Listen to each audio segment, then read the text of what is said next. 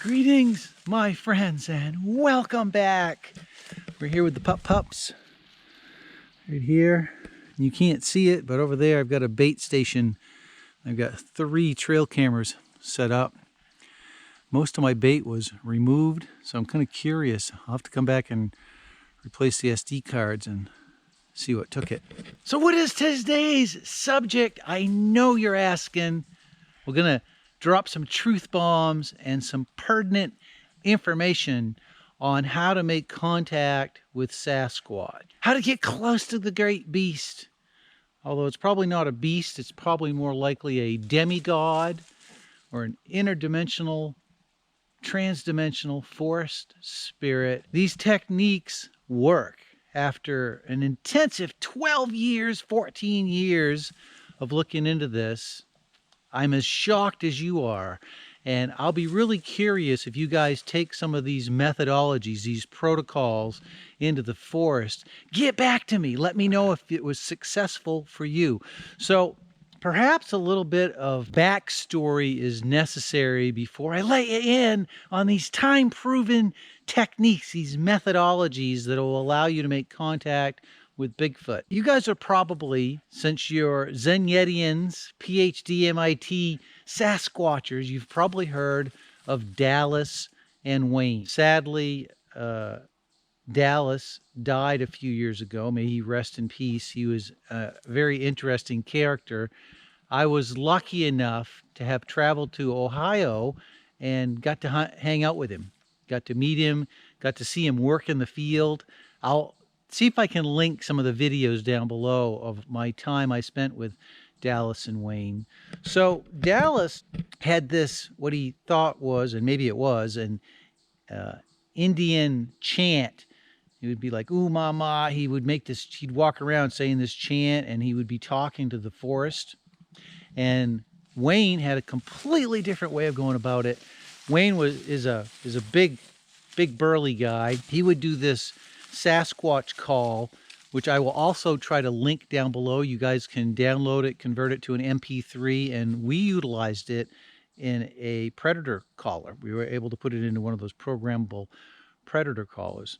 So at the time that I was down there visiting those guys, my take on Sasquatch was that it probably wasn't real. That was my confirmation bias. That's where I was starting from. You know, the default setting, which we should all start from, is that this thing is not real. I thought that they were colorful characters and would be interesting to go down and meet them and make a video about them. And boy, is that an understatement. So Wayne would do this thing where he would almost yodel. He'd be like, ooh, woo, woo, woo, woo, woo, woo. And he did this for a good 5 minutes. 10 minutes. He was putting a lot of effort into it. And when he got done doing his thing, and this was still daylight, it was like it is today. It was, you know, maybe 3 o'clock in the afternoon or something, 4 o'clock in the afternoon. I think we're down there like in July. All of a sudden, pretty much the exact call that Wayne was generating, we suddenly heard a response like on the other side of this mountain. And the response, longer and bassier, and sounded like it was coming from something bigger than Wayne. And Wayne's probably 6'3", maybe. I was shocked. I was like, oh my God, that thing just answered him. And then maybe a half an hour later, when it was getting about, you know, dusky twilight, right close to us, this huge branch snapped. And we were making quite a bit of racket. Like, I find it hard to believe it was a deer or a bear or something that would have came in close to us with the amount of noise we were making. It was like this snap. Gave me the impression that something snapped that branch on purpose to let us know, like, hey, I'm here. And it was in this thick vine, chigger infested pile of brush that, you know, you could have got into it, but it would have been very slow progress. You would have had to crawl to get in there. So that was my first exposure to the fact that you can actually generate a call and get a response from these creatures. And not only get a response, but have them come right in close to camp. Like, they're very curious. They'll come right in on top of you. Next kind of wake-up call was I forget the guy's name. He was out of South Carolina. This guy told me of a methodology, because you see on Finding Bigfoot, Matt Moneymaker, and those guys, they get out there and they're woo, it's like a circus, right? They're generating a lot of noise. They're all trying to outdo each other by banging on trees. So this guy said, I'm going to let you in on a little secret. He says, that's not how you do it. If you want a tree knock response, and I used to get responses by banging. I'd get 2 big beaver sticks about, I don't know, 3-4 inches in diameter, and I'd bang them together, as opposed to beating the hell out of a tree and damaging the bark. You probably don't want to do that. I mean, you can do it, but it's damaging to the tree. You're better off if you stop off at a beaver dam somewheres, or go and cut them yourself. Get a couple, like this big around, bigger than a baseball bat, and you can smack them together. So the method that he suggested was that you go to an area where you think there might be Sasquatch activity, which is pretty much everywhere. And he would do this primarily at night. You do like bam, and then you wait 30 seconds or a minute, and then bam, and then again you wait a few minutes, and you don't do any more than 3, no more than three knocks. You can get away with just 2, and then you wait like a half an hour, 45 minutes. You don't make any other noise. You give it a good long time to wait. And if nothing happens after 45 minutes or so, then you repeat the process. You do another 3 knocks. And if you don't get anything after that, then you move to a different location. I had the opportunity to try that methodology out west of Ashland, near a place called Carr Pond on paper company land, where we went up there with the ghost hunters. This was before the $10 million Bigfoot bounty. I think there was 3 carloads of us. We drove up this old logging road to this abandoned logging yard. And I've said this before, up here in Maine, they do like a 15-year cycle. So, they'll make these yards, and then nobody goes back there for like 15 years. So this yard was probably 3 to 5 years old. It was kind of on the top of a, low mountain. We get up there around midnight. I did that exact protocol. I did 3 knocks. We waited probably an hour, and I think I also did some, woo, woo, woo, woo,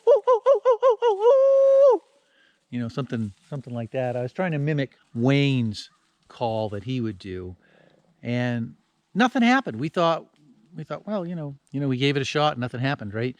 So we got into the vehicles. I was in the lead vehicle, which was a Jeep, riding in the passenger side. And as we started down this mountain, and it was quite steep off the driver's side, the driver suddenly stopped abruptly and said, I heard a tree knock.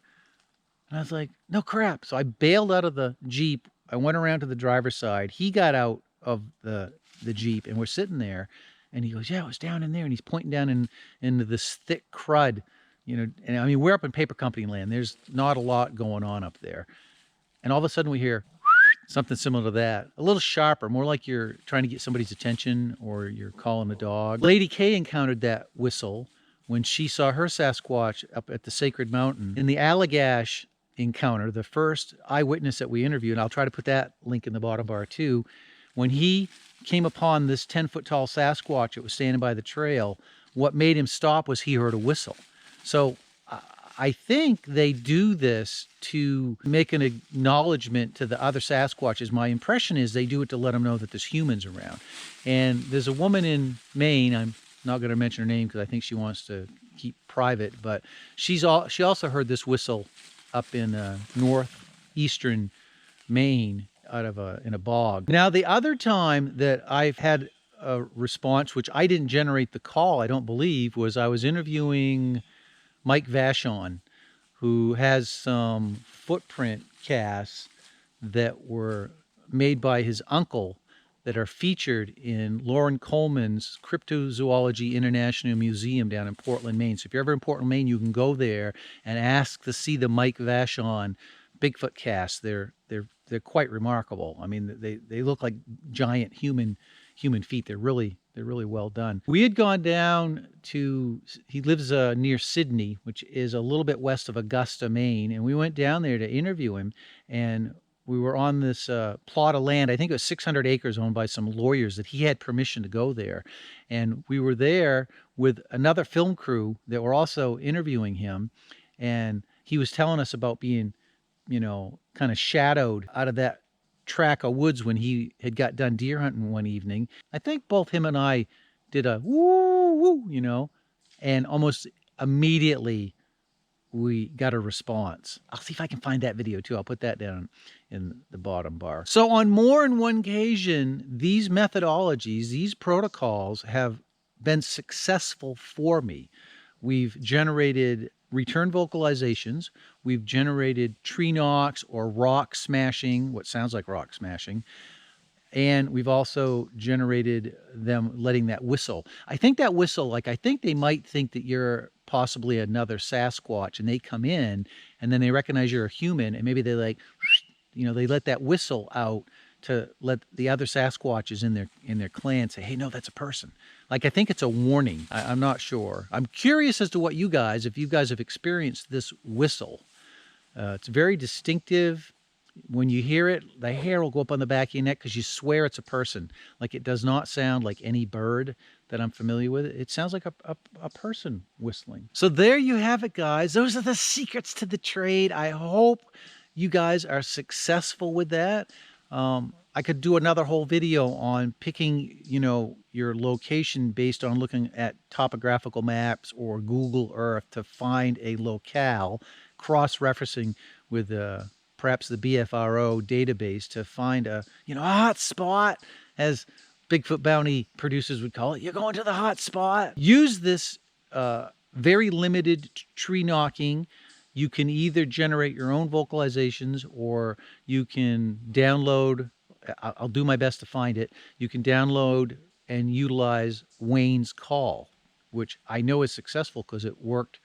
It worked for Wayne. I saw it in action. I was shocked. All right, guys, thank you so much for leaving comments. I do my best to answer each and every one of them. I can't thank you guys enough for talking about the content that we're producing here with your friends and sharing these videos with people that would have similar interests. And as always, I hope you guys are having a fantastic day.